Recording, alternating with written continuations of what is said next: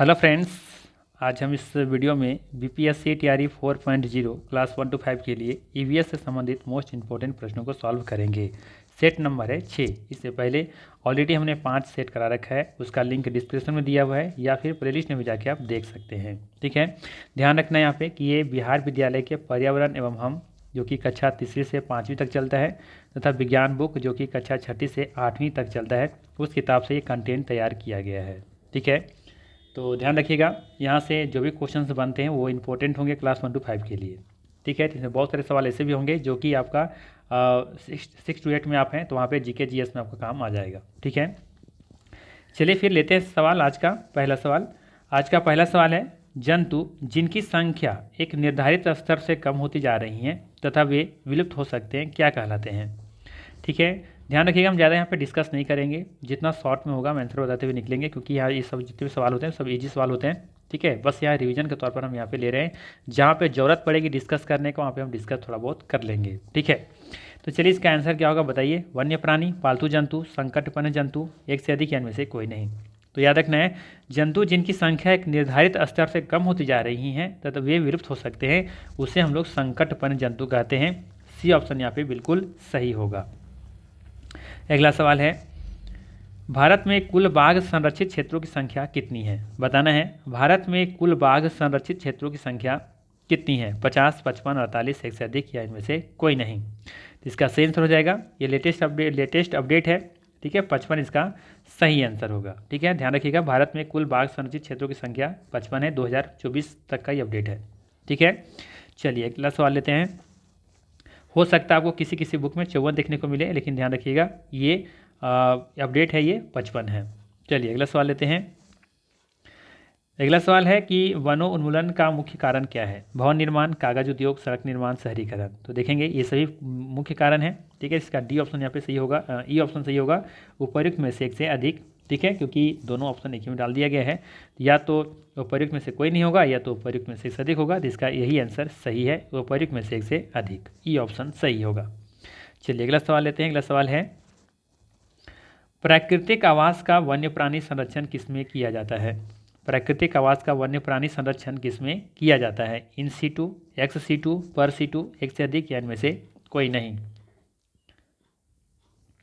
सही आंसर होगा in situ. ठीक है, ध्यान रखिएगा, सही आंसर है यहाँ पे इन सीटू।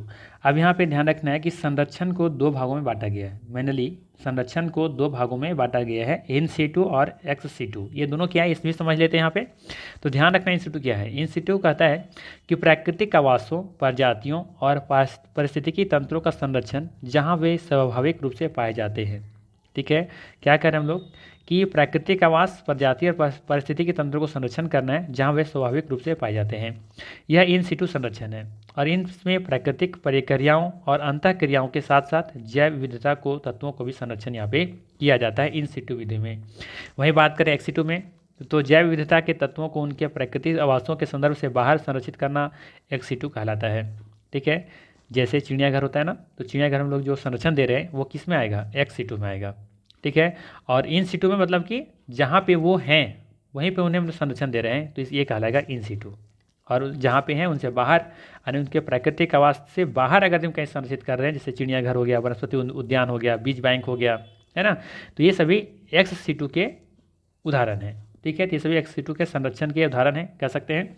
ठीक है, तो आई थिंक समझ में आया होगा, क्लियर हुआ होगा कि ये क्या है। ठीक है, तो यहाँ पे ए ऑप्शन बिल्कुल सही है। ठीक है, चलिए लेते हैं अगला सवाल। अगला सवाल रहेगा आपके लिए, सवाल है, वह क्षेत्र जिसमें जंतु अपने प्राकृतिक आवास में संरक्षित होते हैं क्या कहलाते हैं। बताना है कि वह क्षेत्र जिसमें जंतु अपने प्राकृतिक आवास में संरक्षित रहते हैं क्या कहलाते हैं। अभयारण्य, राष्ट्रीय उद्यान, चिड़ियाघर, एक से अधिक या इनमें से कोई नहीं। ध्यान से समझिएगा सवाल क्या कह रहा है। कह रहा है कि वह क्षेत्र जिसमें जंतु अपने प्राकृतिक आवास में संरक्षित रहते हैं, यानी कि उनका जहाँ आवास है वहीं पर संरक्षित रहते हैं, क्या कहलाते हैं। अभयारण्य, राष्ट्रीय उद्यान, चिड़ियाघर, एक से अधिक इनमें से कोई नहीं। अच्छा सवाल है, बताइए इसका आंसर क्या होगा।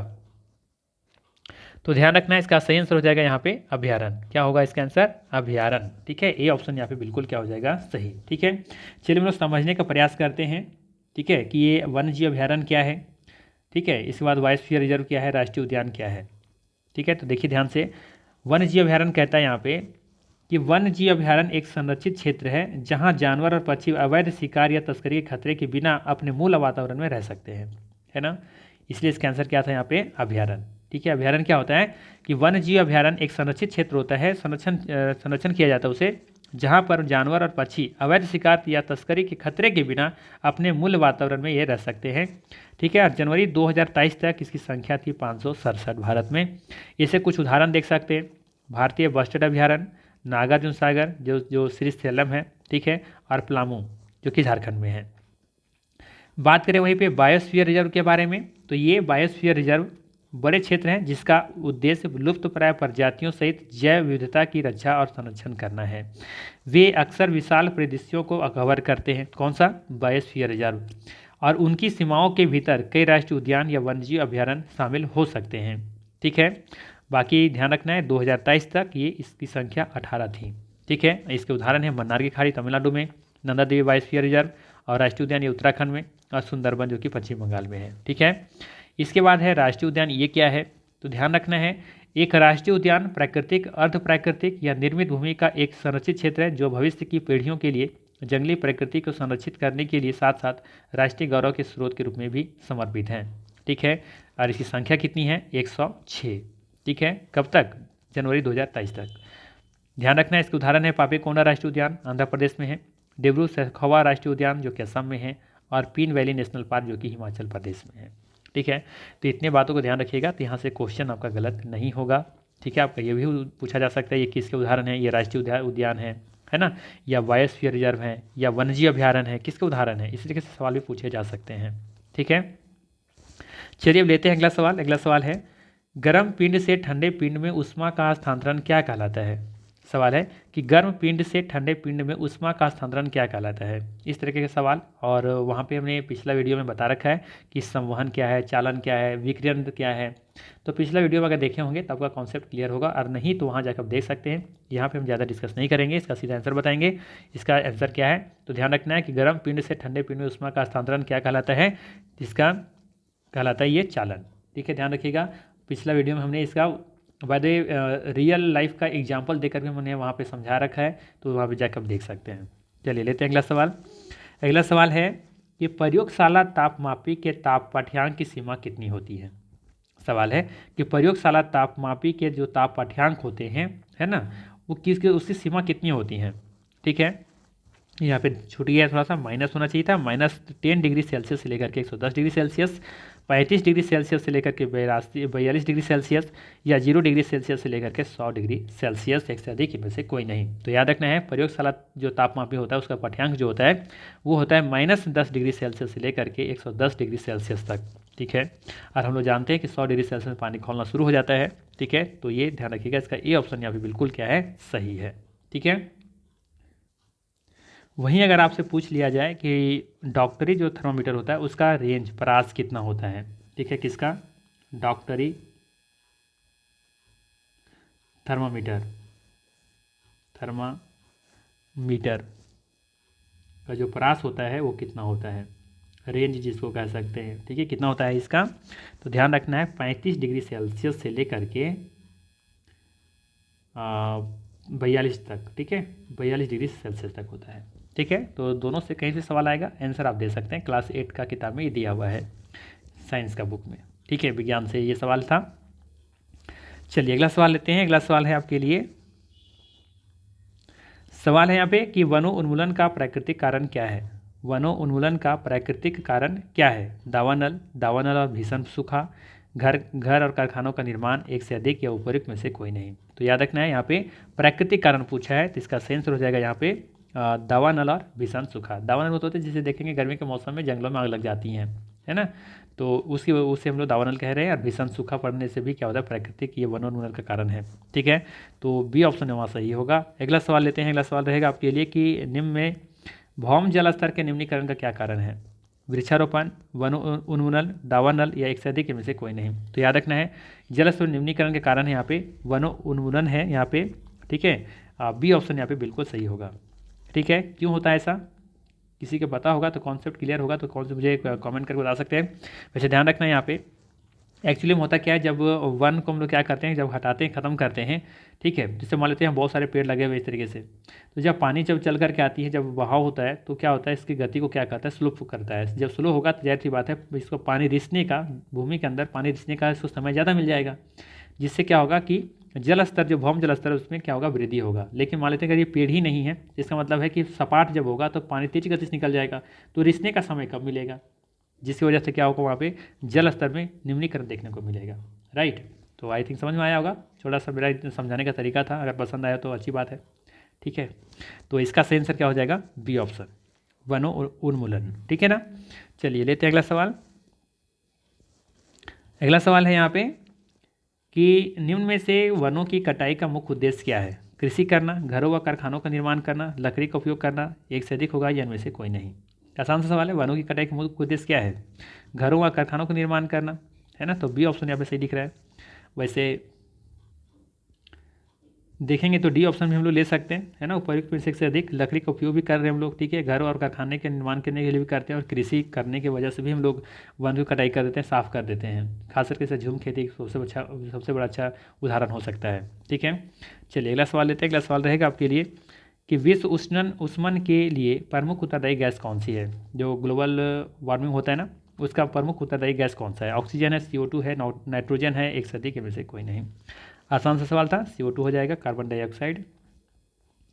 चलिए अगला सवाल लेते हैं। अगला सवाल है कि वनों उन्मूलन से क्या क्या होता है।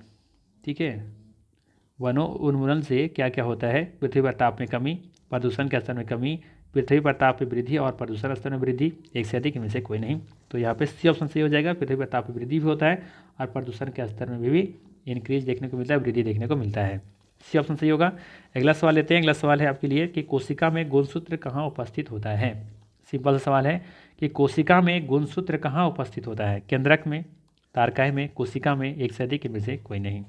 तो ध्यान रखना है कि कोशिका में गुणसूत्र कहाँ उपस्थित होता है, ये कोशिका में होता है। ठीक है, माफ़ कीजिएगा, केंद्रक में होता है। ठीक है, इसको हम दिखाएंगे आगे। ठीक है, आगे क्वेश्चन हम लिए हुए हैं, वहाँ पे हम समझाएंगे कि कोशिका में गुणसूत्र कहाँ उपस्थित होता है, वो दिखाएंगे हम। ठीक है, तो ध्यान रखिएगा, इसका आंसर फिलहाल ए है। ठीक है, इसका डिटेल्स पिक्चर के साथ आगे दिखाएंगे।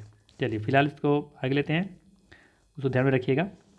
चलिए लेते हैं सवाल। एक जेली जैसा पदार्थ जो कोशिका में पाया जाता है उसे क्या कहा जाता है। एक जेली जैसा पदार्थ जो कोशिका में पाया जाता है उसे क्या कहते हैं। ठीक है, जैसे देखेंगे कि कोशिका कुछ इस तरीके से होता है, तो अंदर में बहुत सारे माइटोकॉन्ड्रिया वगैरह होते हैं, जीन्स वगैरह होते हैं ना, केंद्रक होते हैं, तो इसके अंदर फ्लूइड पाया जाता है जो जेली टाइप का होता है, भरा होता है ये, तो उसे क्या कहते हैं, जीव द्रव्य कहते हैं, गुणसूत्र कहते हैं, कोशिका द्रव्य कहते हैं, या फिर उपयुक्त में से अधिक या में से कोई नहीं। तो ध्यान रखना, इसका सही आंसर हो जाएगा कोशिका द्रव्य। ठीक है, सी ऑप्शन यहाँ पे क्या होगा, सही हो जाएगा। ठीक है, एक होता है केंद्रक द्रव्य, तो देखेंगे यहाँ पे जो कोशिका है, कोशिका अंदर केंद्रक होता है। ठीक है, क्या होता है, केंद्रक, और इसी केंद्रक में देखेंगे बीच में यहाँ पे इसी तरह से यहाँ पे इसके अंदर भी फ्लूइड भरा होता है। ठीक है, जेली तरह भरा होता है, उसे कहते हैं केंद्रक द्रव्य। ठीक है, यहाँ पे जीव द्रव्य क्या है, तो ध्यान रखना है कि कोशिका के जो कोशिका झिल्ली होती है उसके अंदर संपूर्ण पदार्थों को जीव द्रव्य कहते हैं। ध्यान से सुनिएगा, हम कह रहे हैं कि कोशिका झिल्ली के अंदर संपूर्ण पदार्थों को जीव द्रव्य कहते हैं। ठीक है, और ये सभी कोशिकाओं में देखने को मिलता है, और ये रवेदार, जेलीनुमा, अर्ध तरल पदार्थ है। ठीक है, यह पारदर्शी होता है और यह चिपचिपा भी होता है। ठीक है, जीव द्रव्य। चलिए अगला सवाल लेते हैं। अगला सवाल है यहाँ पे कि क्लोरोप्लास्ट किस में पाया जाता है, जड़ में, भूमिगत तना में या हरी पत्तियों में। आसान सा सवाल था, सही आंसर हो जाएगा हरी पत्तियों में। ठीक है, अगला सवाल है कि निम्न में किस कोशिकांग को आत्महत्या की थैली कहा जाता है। बताना है कि किस कोशिकांग को आत्महत्या की थैली कहा जाता है। तारकाय को, क्रोमोसोम्स को, लाइसोसोम को, उपयुक्त में से एक से अधिक या इनमें से कोई नहीं। चलिए बताइए इसका सही आंसर क्या होगा। तो याद रखना यहाँ पे सही आंसर हो जाएगा लाइसोसोम। ठीक है, सी ऑप्शन यहाँ पे बिल्कुल सही हो जाएगा। लाइसोसोम को कोशिका का आत्महत्या की थैली कहा जाता है, सी ऑप्शन सही है। अगला सवाल लेते हैं। अगला सवाल है कि निम्न में कौन एक कोशिकीय जीव है। बताना है कि यहाँ पे दिए गए ऑप्शन में कौन सा एक कोशिकीय जीव है। एक कोशिका वाला जीव कौन सा है इसमें। मक्खी, केचुआ, तितली, एक से अधिक या इनमें से कोई नहीं। सही आंसर आ जाएगा इनमें से कोई नहीं, उपयुक्त में से कोई नहीं होगा इसका सही आंसर, क्योंकि मक्खी, केचुआ, तितली ये सभी बहुकोशिकीय जीव है। ठीक है, चलिए अगला सवाल लेते हैं। अगला सवाल है सवाल है कि सजीव में आनुवांशिक गुणों का वाहक कौन होता है। सजीवों में आनुवांशिक गुणों का जो वाहक होता है ना, जो एक पीढ़ी से दूसरी पीढ़ी में जो लेकर जाता है, उस गुण को क्या कहते हैं। माइटोकॉन्ड्रिया, कोशिका द्रव्य, जीन, उपर्युक्त में से एक से अधिक, या फिर में से कोई नहीं। तो आसान सा ऑप्शन दिया हुआ है, ठीक है, सही आंसर हो जाएगा जीन। ठीक है, अगर थोड़ा बहुत अगर कोई कन्फ्यूजन वाला ऑप्शन रहता तो दिक्कत होता, बट ये ऑप्शन यहाँ पे इजी दिए गए हैं, तो ध्यान रखिएगा, इसका सही आंसर हो जाएगा जीन। देखिए जीन कहाँ है, तो ये रहा आपका कोशिका। कोशिका का अंदर देखेंगे ये वाला जो है, इसमें ये है केंद्रक, और केंद्रक के अंदर फिर देखेंगे कि ये जो दिख रहा है आपको, ये है आपका क्रोमोसोम्स। इसके अंदर जो लाइनें दिख रहा है कुछ इस तरीके से देखने को मिल रहा है। ठीक है, ये आपका डीएनए है। क्या है ये आपका डीएनए है, कुछ इस तरीके से है ना, ये कुछ इस तरीके से है। ठीक है, इस तरह के जो बना हुआ है, तो ये क्या है, हमारा डीएनए है। ठीक है, अब इसके अंदर देखेंगे कि यहाँ पे इस तरीके से लाइन जो खींची हुई है, इस तरीके से जो पूरा दिख रहा है, ये क्या है, हमारा जीन है। ठीक है, और यही जीन जो है सजीवों में आनुवांशिक गुणों के लिए भाग होता है, जीन। ठीक है, अब याद कीजिए ऊपर में सवाल था, सवाल क्या था, याद कीजिए, सवाल ये था शायद कि कोशिका में गुणसूत्र कहाँ उपस्थित होता है। ठीक है, उसका आंसर हमने बताया था कि वो होता है कोशिका में, ये केंद्रक में। ठीक है, देखिए ये केंद्रक है ना, तो केंद्रक में ही देखने को मिल रहा है गुणसूत्र। ठीक है, ये क्रोमोसोम्स है ना, क्रोमोसोम्स को हिंदी में क्या कहते हैं, गुणसूत्र कहते हैं। तो देखिए कहाँ पे है ये है आपका कोशिका, ये सेल के अंदर आपका है केंद्रक, और केंद्रक के अंदर है ये क्रोमोसोम्स। ठीक है, तो सवाल क्या पूछा गया था कि कोशिका में गुणसूत्र कहाँ उपस्थित होता है, तो ये होता है क्रोमोसोम्स में, यानी कि गुणसूत्र में स्थित होता है। और सजीवों में आनुवांशिक गुणों का वाहक कौन होता है, तो ये होता है डीएनए, जिसको जीन कहते हैं, जीन। ठीक है, ध्यान रखिएगा। चलिए अगला सवाल लेते हैं। अगला सवाल है कि किसे कोशिका का ऊर्जा संयंत्र माना जाता है। ठीक है, फैक्ट्री हाउस जिसे कह सकते हैं, एनर्जी फैक्ट्री हाउस, हरित लवक को कहा जाता है, सेंट्रोसोम को, या माइटोकॉन्ड्रिया का। तो सही आंसर हो जाएगा D, C option, mitochondria. C option यहाँ पे बिल्कुल सही है। चलिए अगला सवाल लेते हैं। अगला सवाल है कि केंद्रक को किस अभिरंजक द्वारा अभिरंजित किया जाता है। यहाँ पे थोड़ा सा टाइपिंग मिस्टेक है। किस केंद्रक को किस अभिरंजक द्वारा अभिरंजित किया जाता है। ऑरेंज, जी, कॉटन ब्लू, सैफरीन, एक से अधिक, इनमें से कोई नहीं। तो इसका सही आंसर हो जाएगा ऑप्शन नंबर सी। ठीक है, सैफरीन। क्या हो जाएगा, सैफरीन। अब यहाँ पे एक सवाल उठ रहा होगा कि सर ये अभिरंजक क्या है, अभिरंजित मतलब क्या होता है। तो ध्यान रखना है कि किसी भी चीज़ को क्लियर देखना चाहते हैं आप, जिससे मान लेते हैं कि यहाँ पे कोई वस्तु है, ठीक है, इसके अंदर क्या है देखना चाह रहे हैं आप। मान लेते हैं अंदर कुछ बहुत इस तरह से कुछ संरचनाएं बनी हुई हैं, लेकिन उसके ऊपर में परत में कुछ ढका हुआ है जो दिख नहीं रहा है, लेकिन इसका प्रयोग करेंगे आप अभिरंजक का। ठीक है, जो कि सैफरीन नाम का जो यहाँ पे बात करें हम लोग, इसमें जब छिड़कते हैं तो ये पूरा साफ़ हो जाता है, अंदर की चीज़ों को साफ आप क्लियर देख सकते हैं। ठीक है, तो कहने का मतलब ये है कि किसी भी जीव का आकार को स्पष्ट करने के लिए ये किया जाता है अभिरंजक। ठीक है, समझ में आया होगा आई थिंक हम कहना क्या चाह रहे हैं। ठीक है, जिससे मान लेते हैं कोई पौधा, ये पत्ता है, इसके पत्तर के अंदर किसी तरह से संरचनाएं बनी होती हैं, है ना, तो ऊपर देखेंगे बहुत सारे क्या दिए रहते हैं, सिर्फ लेयर बना होता है, तो लेयर पर हम क्या करेंगे, सैफरीन नामक का इस पर क्या करेंगे, छिड़केंगे, तो अंदर का फिर संरचनाएं जो है वो हमें साफ स्पष्ट दिखाई देंगी। तो इसीलिए इसको अभिरंजित किया जाता है। हम अपने तरीके से समझाने का प्रयास कर रहे हैं। ठीक है, तो ये समझ में आना चाहिए कि केंद्रक को किस अभिरंजक द्वारा अभिरंजित किया जाता है, तो ये सैफरीन के द्वारा अभिरंजित किया जाता है, ताकि चीज़ों को स्पष्ट हम देख सकें। ठीक है, क्लियर हुआ। चलिए लेते हैं अगला सवाल। अगला सवाल है जंतु कोशिका में क्या नहीं पाए जाते हैं। सवाल है जंतु कोशिका में क्या नहीं पाए जाते हैं। माइटोकॉन्ड्रिया, प्लास्टिड्स, लाइसोसोम, एक से अधिक, में से कोई नहीं। तो याद रखना है जंतु कोशिका में प्लास्टिड्स नहीं पाया जाता है। ठीक है, तो बी ऑप्शन यहाँ पे बिल्कुल सही होगा। बाकी माइटोकॉन्ड्रिया और लाइसोसोम्स देखने को मिलते हैं, बी ऑप्शन यहाँ पे सही होगा। अगला सवाल है कि कोशिका कितने प्रकार की होती हैं। 1, 2, 3, एक से अधिक, इनमें से कोई नहीं। तो ध्यान रखिएगा कोशिका 2 प्रकार की होती हैं। ठीक है, बी ऑप्शन यहाँ पे सही होगा। कौन कौन, तो एक है आपका प्रोकैरियोटिक और एक है यूकैरियोटिक। ठीक है, 2 होते हैं, प्रोकैरियोटिक और एक होता है यूकैरियोटिक। ठीक है, तो ध्यान रखिएगा, इन दोनों के बारे में हम डिफिनेशन देखेंगे, कहीं सवाल मिलेगा तो। ठीक है, कि ये दोनों में क्या अंतर होता है। ठीक, चलिए अगला सवाल लेते हैं। अगला सवाल रहेगा आपके लिए, पौधों की कोशिकाओं का हरा रंग किसके कारण होता है। पौधों की कोशिकाओं का जो हरा रंग होता है वो किसके कारण होता है।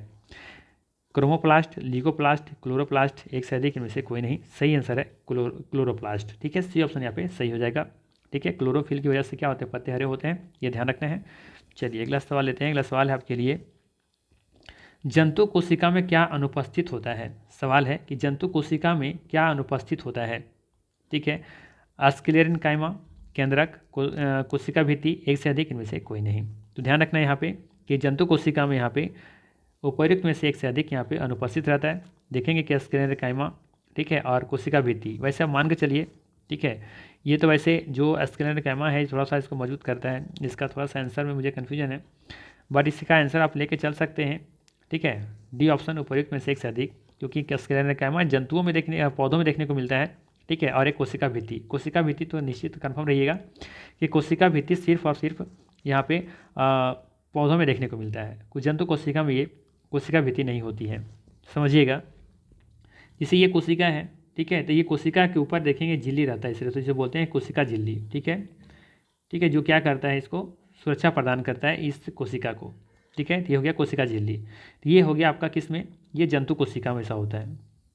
ठीक है, इसके बाद फिर देखेंगे जब पौधों में देखेंगे, पादप जो होते हैं उसमें क्या होता है, उसके ऊपर एक और परत लेयर होता है जिसे बोला जाता है कोशिका भित्ति।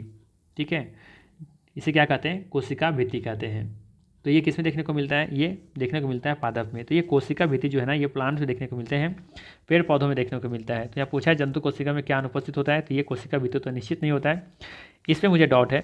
ठीक है, केंद्रक तो होता ही है, केंद्रक तो दोनों में होता है, लेकिन स्क्लेरेन्काइमा जो है ये हमने जो पढ़ा है, ठीक है, वो ये है कि ये पौधों में उपस्थित होता है। ठीक है, शायद यहाँ पे हमने लिया होगा, हाँ देखिए कि स्क्लेरेन्काइमा पौधों में पाए जाने वाला एक प्रकार का अस्थायी उत्तक है। ये क्या है, एक अस्थायी उत्तक भी है। ठीक है, तो ये भी एग्जाम में पूछा गया सवाल है, शायद रेलवे के किसी एग्जाम में पूछा गया था कि स्क्लेरेन्काइमा जो है वो किस प्रकार का उत्तक है, सरल उत्तक है, अस्थायी उत्तक है ना। इस तरह से सवाल में पूछे गए थे, तो ये अस्थायी उत्तक है। बाकी समझ में आया। कोशिका भित्ति ये तो निश्चित रहिएगा कि ये पेड़ पौधों में पाया जाता है, जबकि जंतुओं में सिर्फ कोशिका झिल्ली देखने को मिलती है। आप यहाँ पे भी देख सकते हैं इस मानचित्र में। ठीक है, इस चित्र में देख सकते हैं, यहाँ पे देखेंगे कि ये आपका है कोशिका झिल्ली, देख रहे हैं, ये वाला जो पार्ट दिख रहा है, ये वाला, ये जो बाहरी क्षेत्र है, ये बोल रहे हैं इसको हम लोग कोशिका झिल्ली। और इसी के ऊपर यहाँ पे देखेंगे, ये तो आपका हो गया कोशिका झिल्ली, यहाँ भी इसमें भी देखने को मिलेगा। और इसके ऊपर वाला जो परत दिख रहे हैं, ये वाला है ना, ये क्या है, कोशिका भित्ति है। देखिए ये वाला कोशिका भित्ति, ये वाला बाहरी पार्ट। ठीक है, ये है कोशिका भित्ति, इसके अंदर कोशिका झिल्ली। यानी कह सकते हैं कि कोशिका झिल्ली और कोशिका भित्ति दोनों पादप कोशिकाओं में देखने को मिलती हैं, जबकि जंतु कोशिका में सिर्फ कोशिका झिल्ली होती है। इसके पीछे रीजन भी है। रीजन क्या है, देखिए जो जंतु होते हैं वो अपने हिसाब से मौसम या जलवायु के हिसाब से अपना जगह परिवर्तन कर लेते हैं, या अपना शरीर को एडजस्ट कर लेते हैं, अपने जो तन है उसको ढक लेते हैं। लेकिन पेड़ पौधों में ऐसा कुछ नहीं है। पेड़ पौधे अगर स्थायी होते हैं, कहीं एक जगह पे होते हैं, तो निश्चित रूप वहीं पर खड़े रहते हैं। तो उसे जो परिस्थितियाँ हैं, आसपास की जो परिस्थितियाँ होती हैं, जो वायुमंडल की जो परिस्थितियाँ होती हैं, तो उससे लड़ने के लिए उनके पास जो त्वचा होनी चाहिए वो मजबूत होनी चाहिए। इसलिए देखेंगे इसके ऊपर एक और परत होती हैं। देखेंगे कि गर्मी मौसम है, ठंडा का मौसम है, तो कई तरह के मौसम, अलग अलग मौसम होते हैं, तो सब कुछ झेलना होता है इन्हें। तो इन झेलने के लिए इनके ऊपर एक परत बनाई गई है, कोशिका भित्ति। ठीक है, तो ये ध्यान रखना है, जबकि मनुष्यों में ऐसा नहीं है। ठीक है, तो इसका सही आंसर क्या हो जाएगा, ऑप्शन नंबर यहाँ पे डी होना चाहिए। ठीक है, अब क्यों होना चाहिए इसका हमने डिटेल्स बता दिया है। चलिए लेते हैं अब अगला सवाल।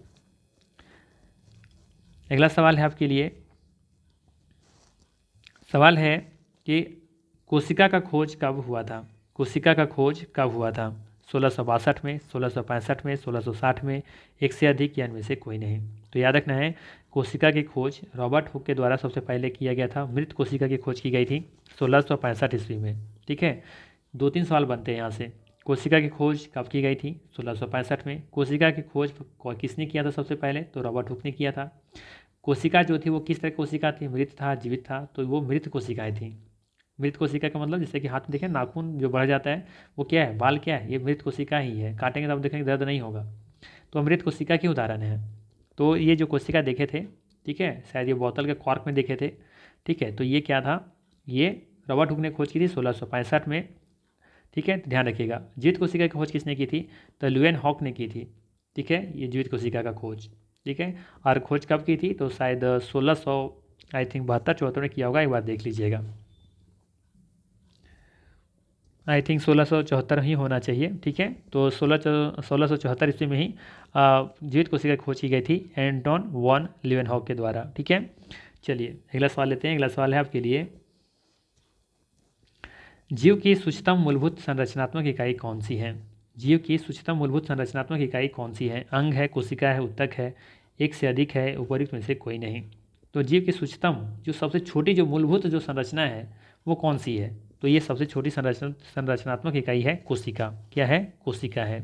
ठीक है, इसका सही आंसर क्या हो जाएगा? बी ऑप्शन सही होगा। यहाँ पे देखेंगे सेल ही है जो कि ये सबसे छोटी इकाई है हमारे शरीर का, जो कि ये एक संरचनात्मक इकाई है जो संरचना बनाता है। ठीक है, इस बार देखेंगे कई सारी कोशिकाओं को मिलने से क्या बनता है? इस टिश्यू बनता है। ठीक है, ऊतक बनता है, और कई ऊतकों के मिलने से क्या बनता है? अंग बनता है, जैसे कान हो गया, हाथ हो गया, पैर हो गया, और कई अंगों के मिलने से फिर देखेंगे फाइनली हमारे शरीर का निर्माण हो जाता है। ठीक है, तो यहाँ पे बी ऑप्शन सही है। चलिए अगला सवाल लेते हैं। अगला सवाल है आपके लिए, बर्फ़ में लकड़ी का चम्मच डाला जाए तो क्या होगा? बर्फ़ में लकड़ी का चम्मच डाला जाए तो क्या होगा? हम लोग जानते हैं लकड़ी क्या है? ऊष्मा का कुचालक है। ठीक है, तो पहला दे रखा है चालन के कारण दूसरा सिरा ठंडा हो जाएगा। चालन के कारण दूसरा सिरा क्यों ठंडा होगा भाई? ये तो क्या है? लकड़ी तो कुचालक है ना ऊष्मा का। यहाँ पे लकड़ी अगर अगर होता, धातु होता तो ये पॉसिबल हो पाता। ठीक है, लेकिन ये चालन के कारण यहाँ पे दूसरा सिरा ठंडा हो जाएगा, ऐसा पॉसिबल नहीं है, क्योंकि लकड़ी क्या है? एक कुचालक है ऊष्मा का। ऊष्मा का है क्यों? विद्युत का भी कुचालक है। ठीक है, तो ये पहला कथन गलत दिख रहा है। सेकेंड कह रहा है कि चालन के कारण गर्म हो जाएगा। क्यों गर्म होगा? जब पानी हम बर्फ़ में लकड़ी डाल के रखे हैं, बर्फ़ में लकड़ी जो है सो बर्फ़ में रखे हैं, तो बर्फ़ ठंडा है तो गर्म कैसे हो जाएगा? कोई जादू तो नहीं है लकड़ी के पास। तो ये भी कथन यहाँ पे गलत है। ठीक है, वैसे भी हम देखेंगे कि ये लकड़ी का ऊष्मा का, चाहे वो ठंडा हो चाहे गर्म हो, ऊष्मा का कुछ जब चालक है ही नहीं है तो फिर वो गर्म ना तो गर्म होगा ना तो ठंडा होगा। फिर कह रहा है यहाँ पे सी ऑप्शन में कि कुचालक होने के कारण कोई प्रभाव नहीं पड़ेगा। वेरी गुड, यही आंसर सही है। कुचालक होने के कारण कोई प्रभाव नहीं पड़ेगा। ठीक है, तो सी ऑप्शन यहाँ पे बिल्कुल सही है। तो ये था मोस्ट इंपॉर्टेंट 26 MCQ। पिछला वीडियो मैंने कहा था वहाँ पे क्वेश्चंस कम थे, तो मैंने कहा था मैनेज हम कर देंगे, तो यहाँ मैनेज कर दिया है, और वहाँ से भी ज़्यादा क्वेश्चन, एक दो क्वेश्चन बढ़ा के लेकर के आए हैं। तो ये था मोस्ट इंपॉर्टेंट 26 MCQ। वीडियो अच्छा लगा हो तो लाइक ज़रूर कीजिएगा। चैनल पर नए हैं तो प्लीज़ सब्सक्राइब कर लीजिए। इसी तरह का वीडियो हम यहाँ पे डालते रहते हैं और डालते ही रहेंगे जब तक एग्ज़ाम खत्म नहीं हो जाता। ठीक है, तो आप लोग की सेवा में हमेशा हम हाजिर हैं, रहेंगे। बाकी कोई भी दिक्कत है, किसी तरह की कोई परेशानी हमसे बात करना चाहते हैं, या किसी भी तरह का कोई इशू है, किसी तरह का आपका परेशानी चल रही है, किसी तरह का कोई भी चाहते हैं, सजेशन हमसे लेना चाहते हैं, तो मुझे ज़रूर कमेंट कीजिएगा। ठीक है, और हम ज़रूर आपसे बात करने की कोशिश करेंगे। ठीक है, तो चलिए फिर मिलते हैं हम लोग इसी तरह के नेक्स्ट वीडियो में। Thanks for watching.